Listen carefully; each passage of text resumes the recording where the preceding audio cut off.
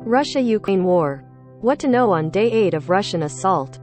Russian forces are pressing their war on Ukraine, now in its 8th day. Russian forces pressed their war Thursday on Ukraine, seizing a strategic seaport and threatening to overtake a major energy hub even as the two sides met in Belarus and negotiated safe corridors to safely evacuate citizens. In a video address to the nation earlier in the day, Ukrainian President Volodymyr Zelensky called on Ukrainians to keep up their resistance as the war rages on for an 8th day. Here's a look at key things to know about the conflict. How are negotiations going? A member of Ukraine's delegation sent to speak with the Russians said both sides have agreed to establish corridors for civilians to safely leave combat zones. The corridors will include ceasefires along the path, said Mikhailo Podolyak, an advisor to Zelensky. Humanitarian supplies could be delivered though the corridors, which were the Ukrainians' main demand heading into their second round of negotiations in Belarus, in the Brest region that borders Poland. Russian President Vladimir Putin also announced the safe zones. Russian Foreign Minister Sergei Lavrov had told reporters ahead of the meeting Russia would press its military action until achieving its goals, chiefly the demilitarization of Ukraine, but added it will be up to Ukrainians to choose what government they should have. Ukraine also sought an armistice in the negotiations, Podolyak said in a tweet with a picture of the negotiating table. The third round of negotiations will take place early next week, he said. Leonid Slutsky, a senior Russian lawmaker who was a part of the negotiations, said the next round could lead to agreements, some of which would need to be ratified by Russian and Ukrainian parliaments. Meanwhile, Zelensky challenged Putin to sit down with him for talks. Any words are more important than shots, Zelensky said. The fight for southern Ukraine. The Russian military now says it controls Kherson, and local Ukrainian officials have confirmed Russian forces have taken over local government headquarters in this Black Sea port of 280,000 people, the first major city to fall since the start of the war. Ukrainian media reports said Russian troops had also entered the southern city of Enerhodar, a major energy hub on the Dnieper River that accounts for about 1/4 of the country's power generation. It is the site of the Zaporizhzhia nuclear plant, the biggest in Europe. The mayor of Enerhodar said, Ukrainian forces on the city's edges are battling the Russian troops. Heavy fighting is continuing on the outskirts of another strategic port city on the Azov Sea, Mariupol, plunging it into darkness, isolation and fear. Electricity and phone connections are largely down, and homes and shops are facing food and water shortages. Fighting elsewhere. More shelling was reported in the northern city of Chernihiv, where emergency officials said at least 33 civilians had been killed and 18 wounded in a Russian bombardment of a residential area. Rescue crews were forced to suspend their search in the wreckage because of renewed shelling. Overnight explosions heard by Associated Press reporters in the capital, Kyiv, were missiles being shot down by Ukraine's air defense systems, according to the city Smyor. Russia's 40-mile-long, 64-kilometer-long, convoy of tanks and other vehicles remains stalled outside Kyiv, which has been struck by deadly. Russian forces have also been bombarding the country's second-biggest city, Kharkiv. An aide to Zelensky has called on compatriots to use guerrilla tactics against Russian forces, cut down trees and destroy rear columns of Russian troops.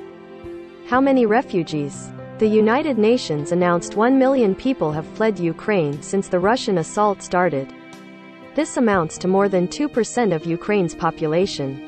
Though some of those fleeing Ukraine are citizens of other countries.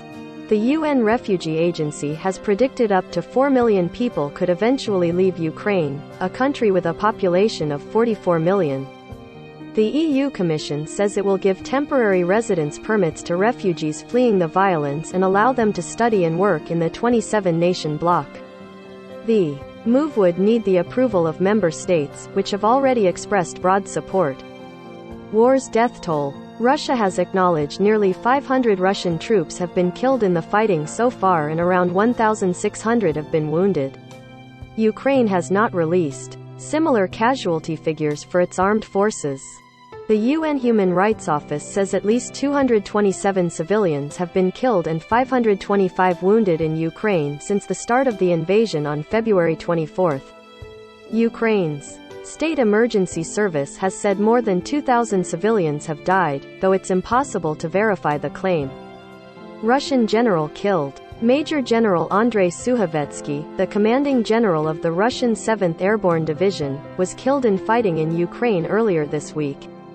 His death was confirmed by a local officers organization in the Krasnodar region in southern Russia.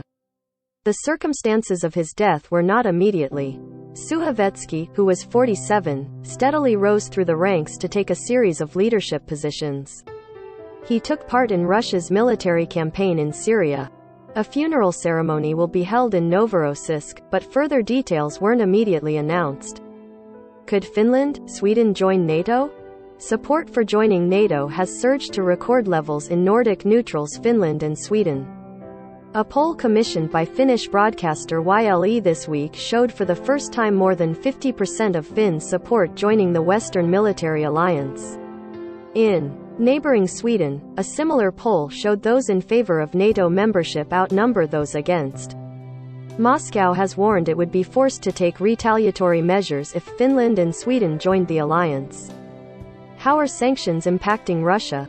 The White House announced new sanctions Thursday aimed at people in Putin's inner circle, and the State Department said it was banning 19 Russian oligarchs and dozens of their family members and associates. Earlier this week, the White House announced sanctions against Russia and its ally, Belarus, including export controls aimed at Russia's oil industry. The U.S. joined Europe and Canada in closing its airspace to Russian airlines. The Justice Department announced a new initiative to go after Russian oligarchs. A growing number of the world's best-known brands, from Apple to Mercedes-Benz and BP, are to pull out of Russia.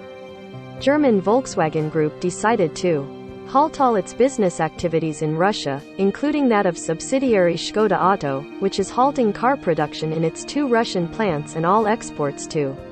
Similarly, Swedish furniture retailer IKEA says it is closing its operations in Russia, pausing all export and import in and out of Russia and Belarus, a decision that will have a direct impact on 15,000 IKEA coworkers.